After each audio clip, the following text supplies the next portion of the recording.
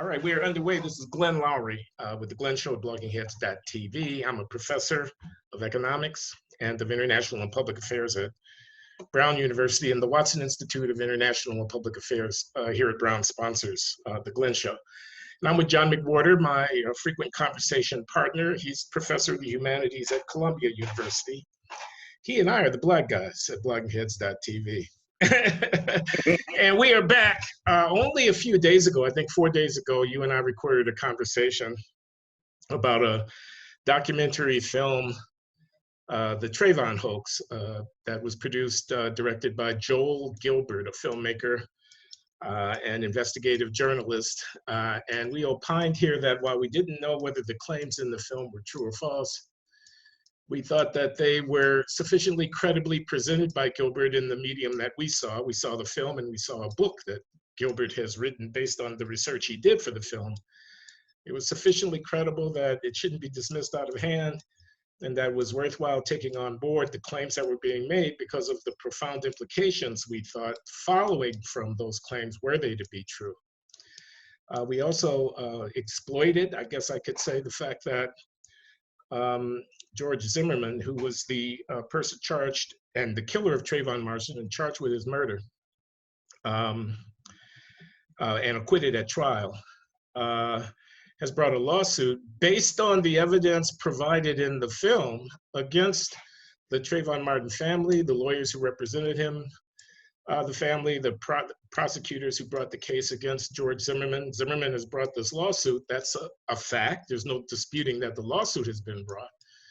And it's in the news. It's been reported on by major news agencies because it's newsworthy.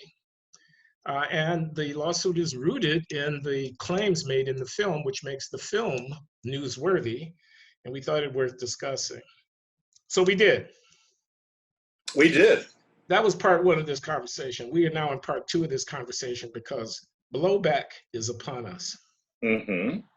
And we have both received numerous critical responses. The comment section at bloggingheads.tv on our posts and the comments Which I did read this time, folks. I read them. So. John usually doesn't, but he did this time. And also at YouTube, there's a different set of comments at YouTube. Oh, I forgot to, I'll have to get to that. Right. Very different audience. The YouTube commenters are relatively more conservative than the Blogging Heads commentators. Whenever you go to that, it's just all praise, which isn't as interesting in a way, although it's great. Well, this time it's not all praise, but it's true that the YouTube people appreciate us because we are iconoclast, and we are Black people inclined from time to time to make arguments and to say things that that is the YouTube audience are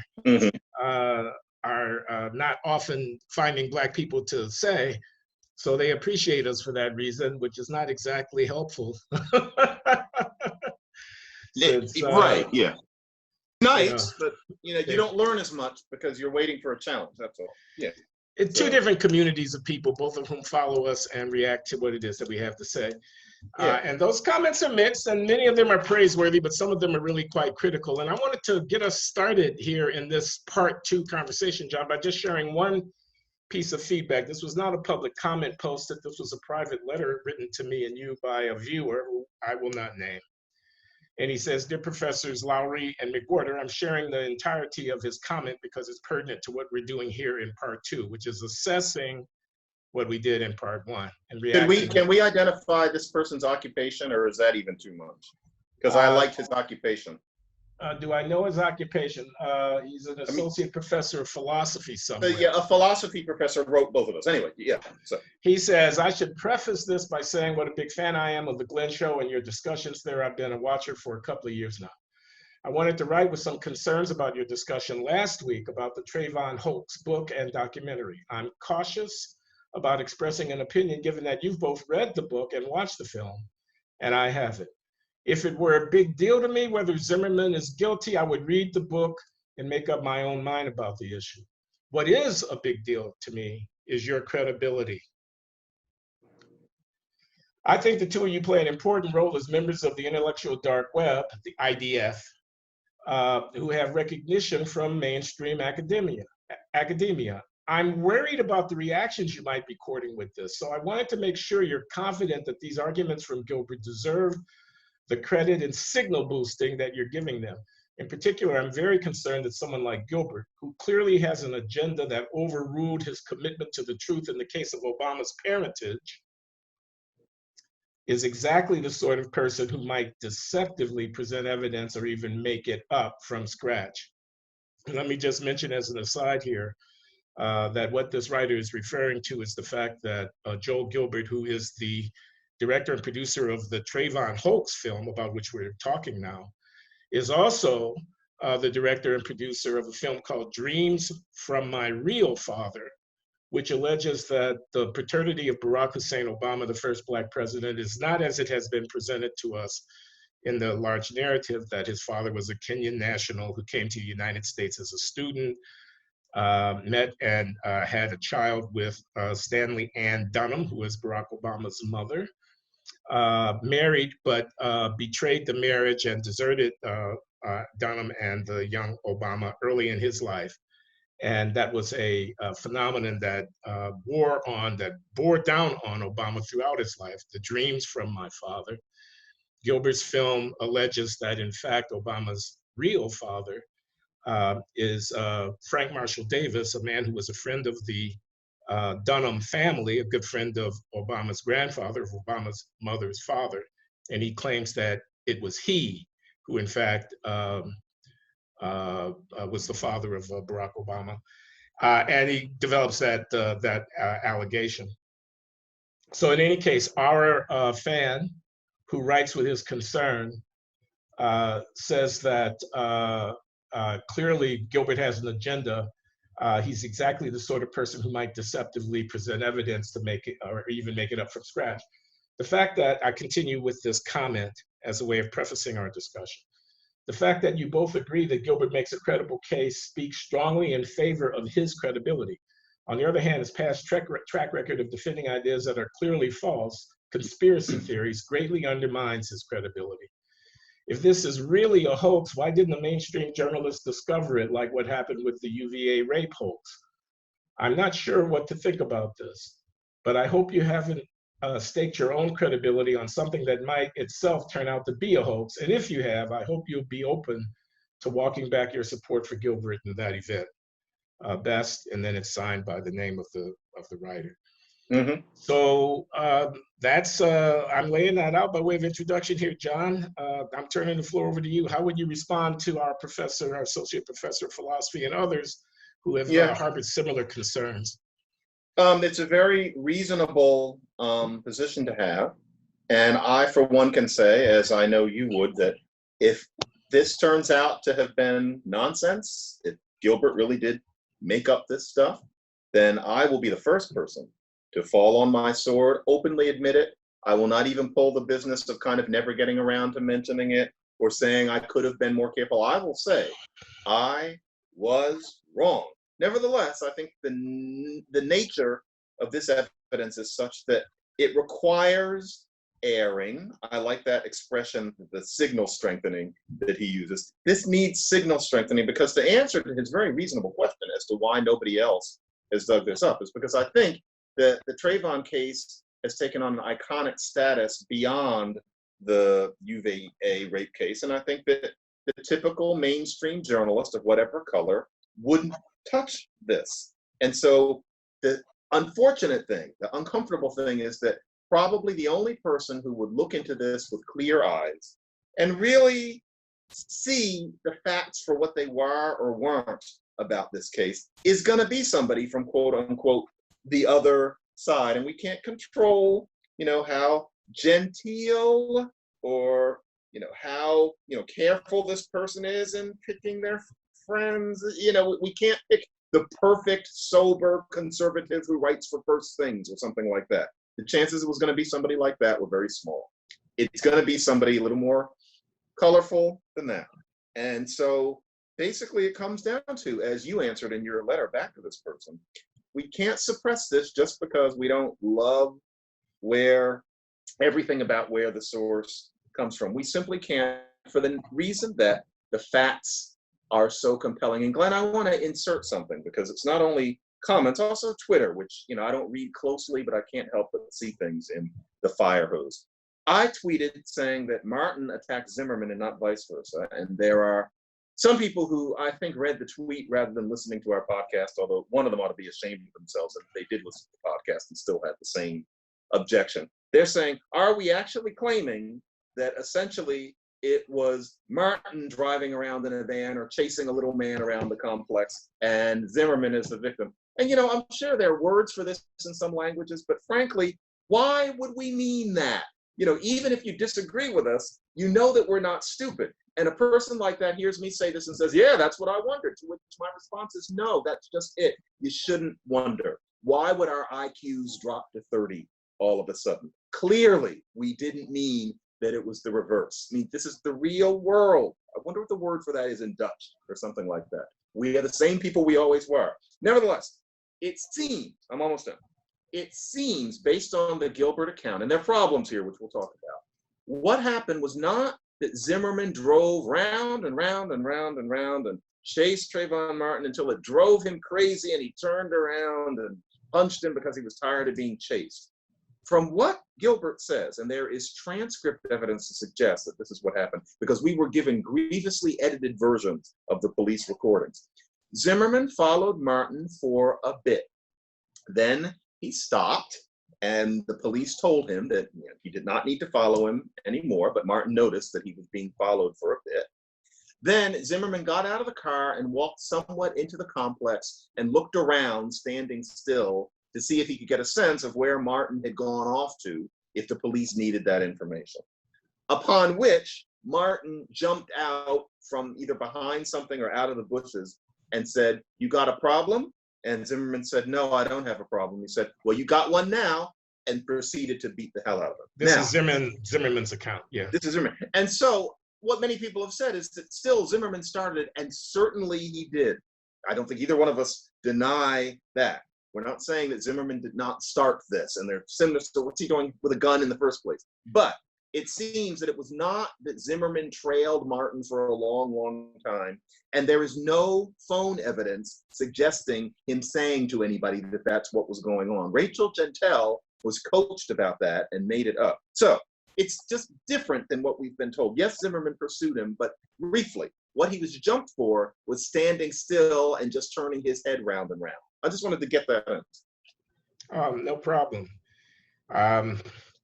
I think we should have said here, for those who didn't see part one of this conversation, that what Gilbert alleges to have been a hoax, the filmmaker Joel Gilbert in his film, The Trayvon Hoax, what he alleges to have been a hoax is that Rachel Gentile, the woman who testified at the George Zimmerman trial and who presented herself as Trayvon Martin's friend on the phone with him moments before he was shot, was in fact not the person who was actually on the phone with him moments before he was shot, but was substituted for the real friend on the phone with Trayvon Martin for the convenience of the prosecution, and whose testimony was critical, both in the case that was brought against George Zimmerman, but also, and perhaps more importantly, in the pretrial publicity campaign to get George Zimmerman charged in the first place. The authorities had thought, on the basis of the evidence before them, that Zimmerman had acted clearly in self-defense and they weren't going to bring charges. But a campaign was mounted to coerce the authorities into charging George Zimmerman. Yet another white man kills an unarmed black man and walks free was the narrative. So the allegation of the hoax is a claim about the representatives of the Trayvon Martin family and the prosecution, in effect, lying to the American public by presenting someone whom they had every reason to know, must have known, was not in fact the person who they represented her as having been. And she testified under oath to events that, in fact, she was not privy to, and perhaps therefore was guilty of perjury. I'm not a lawyer to be able to say. And the prosecutors and the family's attorney guilty of suborning perjury, if this is true. Okay. So among the criticisms that people raise are the unsavory character of Joel Gilbert. I want everybody to know that I was completely aware of the fact that he had made the film Dreams from My Father and was very disturbed by the thesis of that film. Don't know whether that's true. understand that it has a very conspiratorial sound to it. Not saying that I believe it. I don't believe that Obama's father was in fact this man. I don't know who Obama's father was, but as Hillary Clinton once famously said, I'm prepared to take the former president's word for it. But I saw this particular film and I was struck by how compelling it was. How do I know he didn't make it all up? Well, the bulk of his case is based on public documents. The records of the telephone calls, text messages, and Instagram exchanges of one Trayvon Martin. The information that's in the yearbook of the high school graduating classes, and information that can be gleaned by interviewing people who were privy to the nature of Trayvon's life and the nature of his relationships. So if false, it won't be hard to demonstrate that Gilbert has misstated or omitted, because most of the argument that he makes is based upon documents that are publicly available to everybody. As to why wouldn't the mainstream press have taken it up? You're kidding, right? That's not a serious question, right? We know that once a narrative of this sort gets going, being the kind of person who wants to push back against that narrative can have real effects on one's career. Now, if one is already in the so-called fever swamps, as one is already on the right, a Fox News devotee, a frequent guest on the Alex Jones show, etc. If one is writing for American Greatness or other such right-wing websites, one has nothing to lose by pushing against the narrative. And therefore, you should expect that every pushback against a dominant narrative, Michael Brown had both hands up, don't shoot, is likely first to be located in the so-called fever swamps of the right, because respectable people don't want like me, don't want our reputations to be besmirched by giving credence to something that runs counter to the narrative. Against that, I ask you, please, to set the alternative, which is believe everything that comes to me over MSNBC and that comes to me by virtue of the likes of an Al Sharpton or a Benjamin Crump. Simply accept the social justice warriors' narrative about what goes on in ambiguous circumstances where the facts are difficult to know, or believe the reports of a grand jury that spends months investigating all of the details of the facts, as happened in the case of Michael Brown in Ferguson, Missouri, or as in effect happened in the case of George Zimmerman, because there was a jury that sat in his trial and acquitted him. And there was also the decision by the federal government not to bring charges against Zimmerman for civil rights violation after they looked into the matter, because the facts and the evidence didn't support it. So I can only say in my own defense about why I would even entertain discussing something from a guy like Joe Gilbert is that I don't base what I believe or what I think on the ground solely of the source from which it has come. I use my own mind and I try to assess the evidence. And if true, and it can be proven false, and will be proven false if it can be proven false now, because a large lawsuit has been brought against people who will have to defend themselves or will have to seek motions to dismiss. And evidence will have to be presented before a court, before a judge is willing to dismiss a suit of this kind. The reason that I would believe it is because it was plausible. I didn't say I believed it. I didn't mean to say I believed it. Even I would take it seriously. The reason I would consider that it might be true, the reason that I'd be prepared to speculate about, well, if this is true, then what else might we be thinking that is so that turns out not to be so upon investigation, is because I'm trying to stay in touch with reality, trying not to slip into this posture where I don't believe anything unless it comes from sources that are already right to be on my side politically, because I think that's a very, very bad place to be. I think, let me segue into something along those lines then, Please. Because there's a certain kind of person whose thesis is just going to be racism was what that trial was all about, and that's it. We're never going to reach that person. I'm going to say that's maybe 10% of the people who are listening to us. If you're that kind, you might as well just turn this off. Well, they've already turned it off, John. Yeah, they didn't even listen. If you're not in that 10%, how about, what Florida media did to the police transcript? So here right now is what became an iconic exchange. I'm doing what you do, Glenn, and I'm breaking the fourth wall by looking at my screen. I always feel like we're not supposed to do it, but if you do it, and besides, nobody's watching anymore anyway. So I am looking at my permission, John, because of something that I wrote down. This is from the book. So I'm going to read what now. There are people who could practically recite. When there's a play about this, I'm sure there have already been plays about this. This exchange between Zimmerman and the police was in the lines. I'm going to give Zimmerman a slightly higher voice than the policeman instead of keeping on saying Zimmerman police, Zimmerman police. Okay. Zimmerman is here. The police are here. This is the standard exchange. This guy looks like he's up to no good. He looks black. Did you see what he was wearing? Yeah, a dark hoodie. Are you following him? Yeah. Okay. We don't need you to do that. And then we're told that he got out of the car anyway. That's not what happened, because Gilbert has the full transcript. Now, if anybody can prove that Gilbert made this up, that this recording is something that Gilbert came up with in the studio or something like that, please tell us, because maybe that's what happened, but I doubt it. Here is the unedited exchange of what happened between those two people. Same voices. This guy looks like he's up to no good, or he's on drugs or something. It's raining, and he's just walking around looking about. Now, this is me speaking. Notice, that was part of why Zimmerman was interested too. It wasn't just that he was black, it was that it was raining, and for some reason, Martin was just kind of hovering and didn't seem to be in a hurry to get out of the rain. We'll never know why, but that too. Anyway, Zimmerman says, he's just walking around looking about.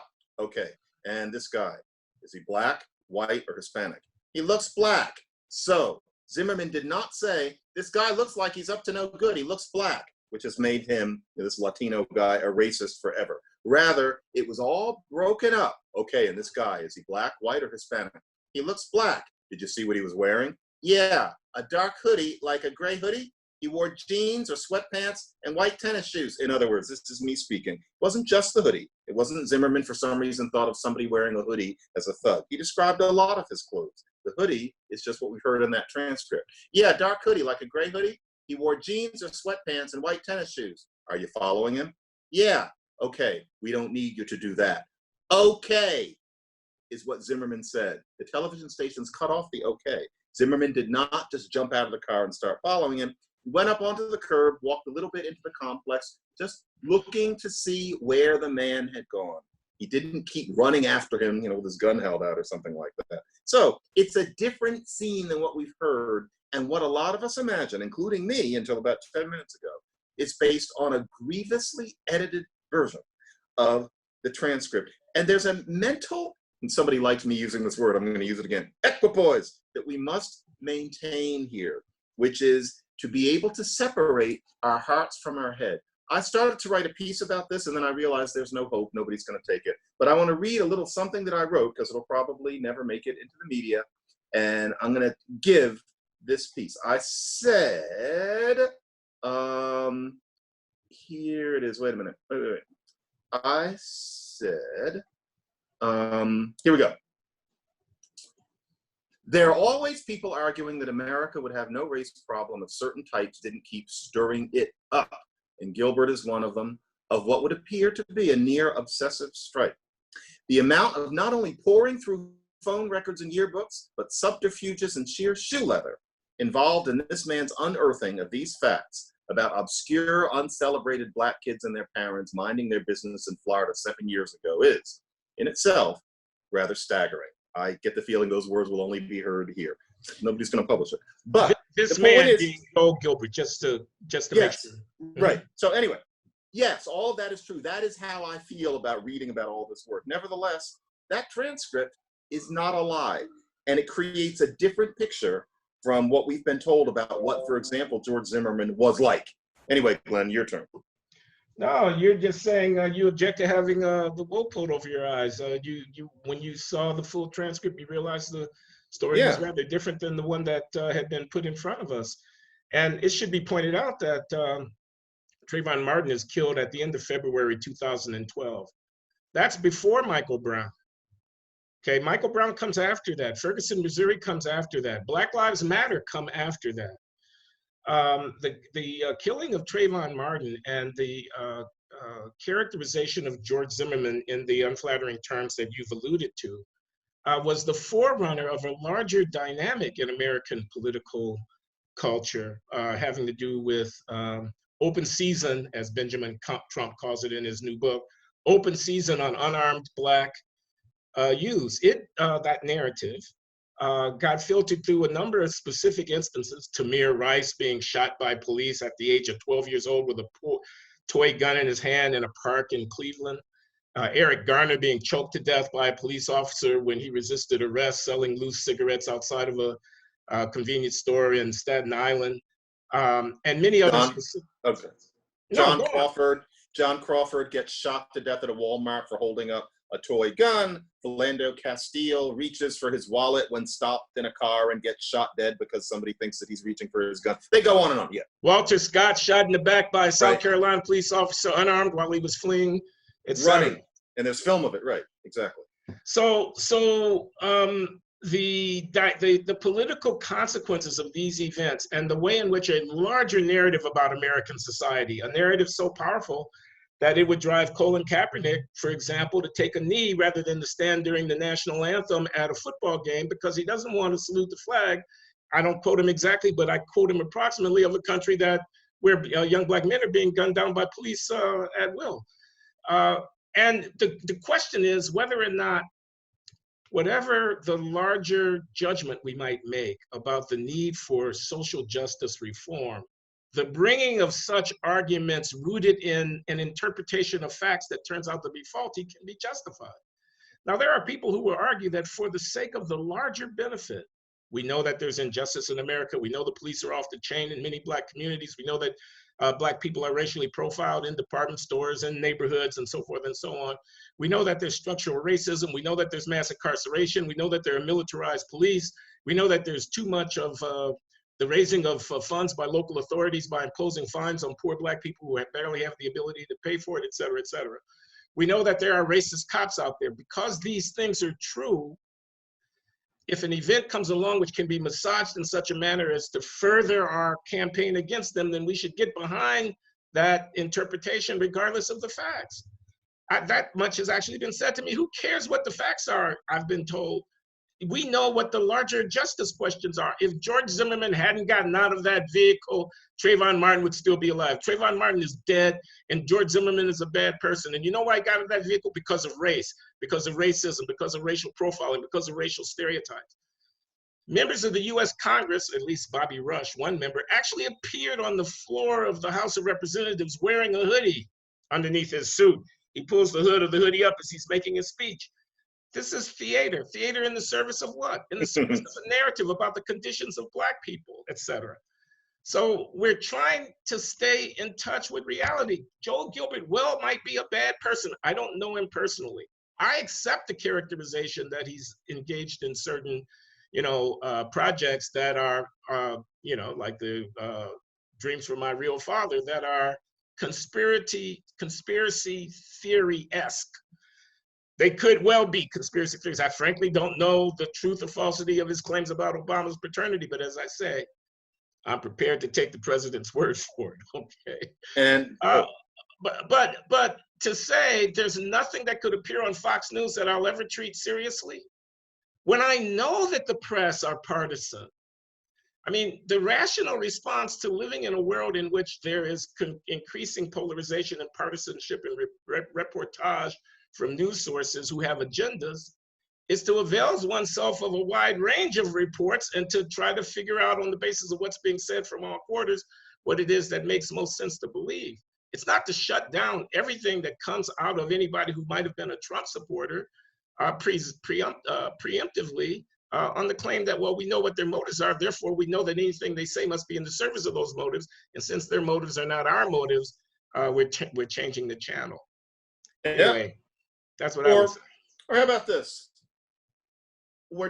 We are taught to suspend logic when it comes to these race cases. And even I am guilty of it sometimes, but we need to dig a little bit here. George Zimmerman sees a black boy kind of wandering through this complex. He wasn't targetedly walking home with his Skittles. It was raining. It's kind of wandering. The truth is, why do I suddenly sound like I'm a 14-year-old boy? The truth is that he was smoking a little something, which is just fine. We don't hear about that part. But he wasn't just marching on his way home. That's your surmise. That's your surmise, right? I mean, we don't have evidence that he was. Do we have evidence that he was? he says that he had like a blunt on him in the book.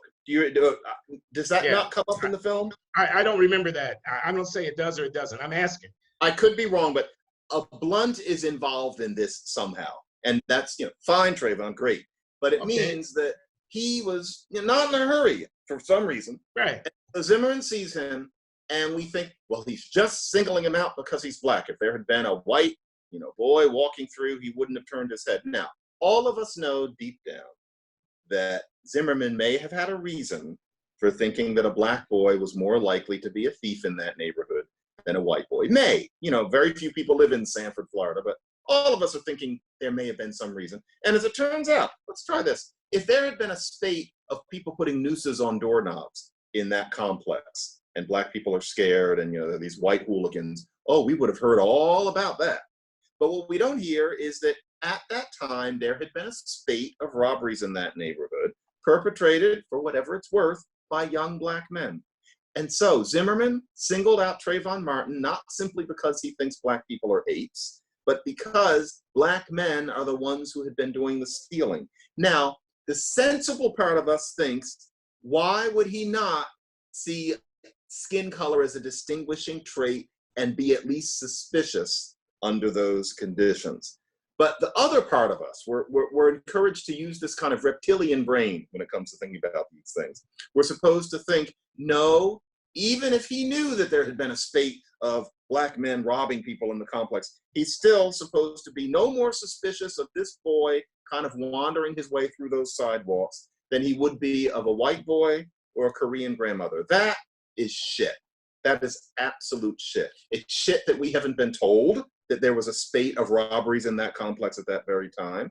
And it's not fair to Zimmerman to assume that he, a Latino, he was not white, he was very much a Latino, he is bilingual, was just a bigot. Now, I have to say, finally, yes, folks, I know he had a gun. He shouldn't have had a gun. What was he doing with a gun? The whole thing, I hate to say should, but it should have ended with him getting, the shit beaten out of him. And that's the way it would have ended. And then we could talk about whether that was just or not. Why did he have a gun? But the fact that he had a gun does not eliminate the logic in everything that I just said. We have to look at these things with our brains. And we're taught that when it comes to race, we're just supposed to look at these things with our gallbladders. And it doesn't work for anybody. Okay, I want to respond more broadly, but first I just want to ask you a question about the gun. Suppose we were in inner city Baltimore or St. Louis or Chicago. Suppose the person who's the neighborhood watch person or the building superintendent or the security guy around the shopping mall is black. Is it okay for him to carry a gun where the homicide rate is off the charts and where we know that there are bad actors cruising the streets, people getting carjacked and mugged and so forth and so on? So if Zimmerman can't arm himself under those circumstances, how can a person living in a dangerous neighborhood who is an African-American, Philando Castile, who was shot dead in Minnesota, and he was shot with a gun. He had a permit for the gun. He was trying to explain to the police officer that he was licensed to carry the gun. Police officer shot him dead before he ever had a chance to explain himself, but he was entitled to carry that gun. Likewise, you gotta get mad at me, but I mean, I'm just telling you, man. If I were out there at midnight trying to figure out who suspicious was going around my neighborhood, I might well learn how to fire a firearm, get the necessary permit, and carry one myself. But it's true.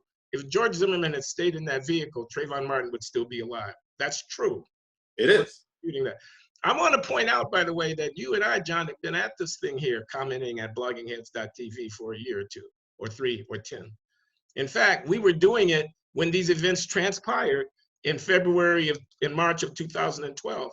Did we talk about this? Yes, John, and we bought the line, hook, line, and sinker. We were both irate at the outrage of an innocent young black man being gunned in the street. Yeah. Both of us. I'm glad you pointed that out. We were on board with the narrative because what else could you do? I mean, you're in the influence of the information that is available to you. It's only with the benefit of hindsight that we come to be concerned that what the line that we were fed might not have been what actually happened. And I, for one, just can't let go of the idea that I'm not going to believe something and foster a belief if I know it to be false. I have reason to think it's false simply because it's convenient to a political stance that I want to take. that way lies collective madness for us as a society.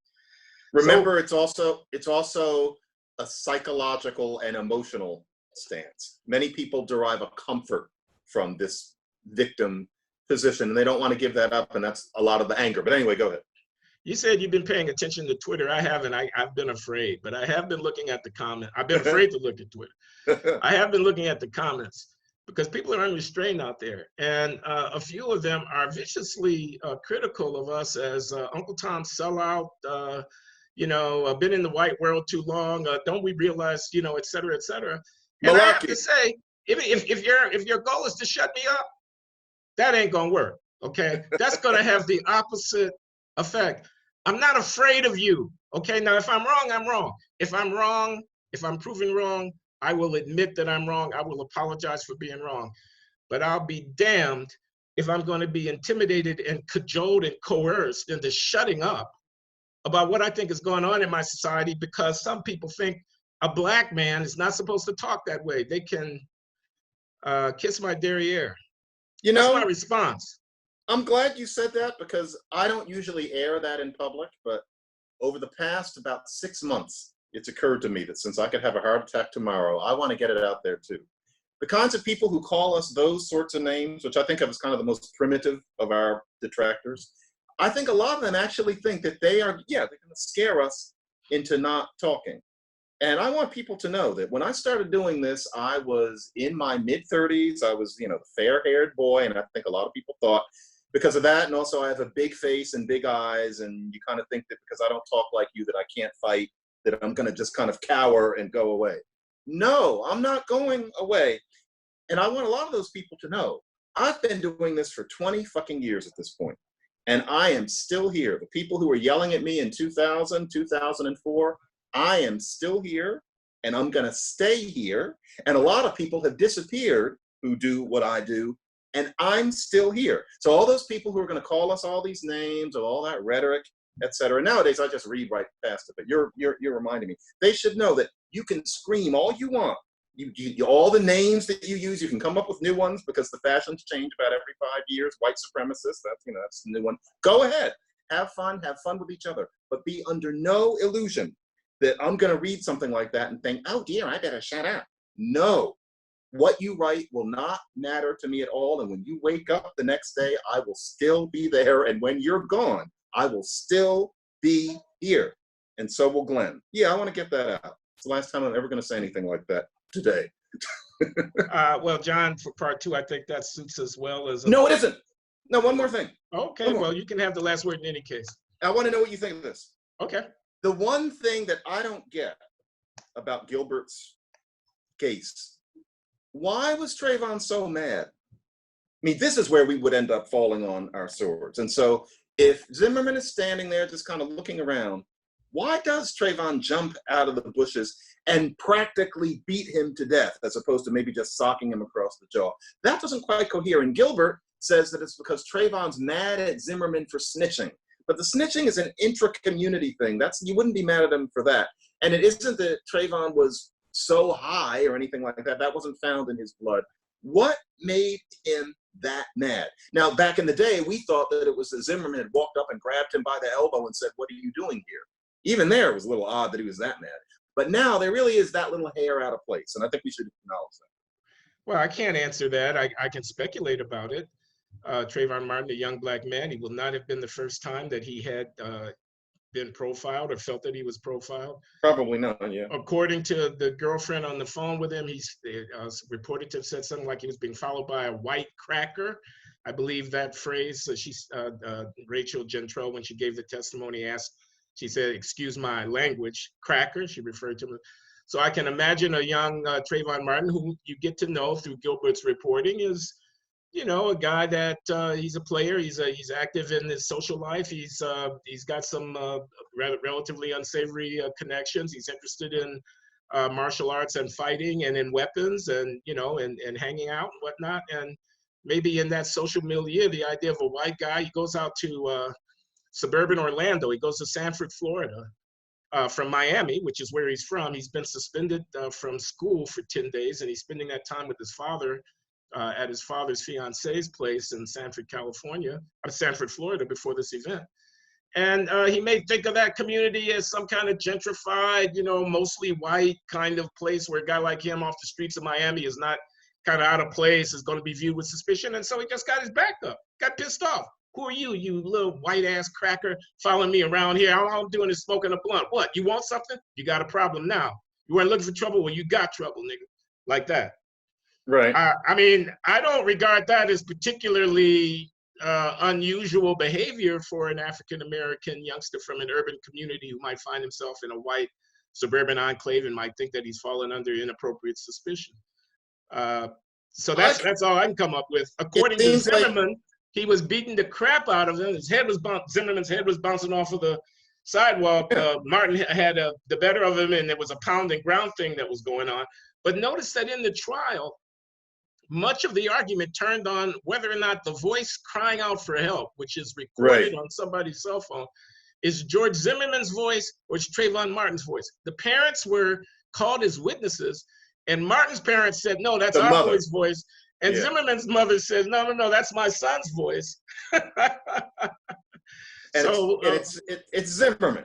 Yeah, I mean, the fact is it's Zimmerman yelling for help. And I'll bet if you or I could hear that tape, you'd know instantly whether it's this, Latino man or it's this black teenager. They probably have very different voices. And it would be clear that it's not Trayvon Martin yelling for help. Yeah, I'll just say this, man, because you're always talking about the anecdotes. I had a Facebook friend who was African-American. And during the height of this thing, she posted, I hope Trayvon was beating the crap out of George Zimmerman. Yeah, a lot of people thought that. Okay, so she's accepting Zimmerman's claim that he was on the bottom of that thing and hoping that Trayvon was getting the better of him in the fight, but still wants to see Zimmerman walk. And when I said, that's crazy, why would you hope that? It's inconsistent with your legal argument that Trayvon Martin was being victimized in this situation. She unfriended me. Oh, goodness. She got the better of me by canceling me out. I no longer had that connection. And I guess then you decided to no longer write or speak. That's what these people can do to you. So John is thrown down the gauntlet. He says, y'all can unfriend us if you want to, but we'll still be here. And I'm with him 100% on that. Thanks for coming on the Glenn Show, John. Thank you, Glenn.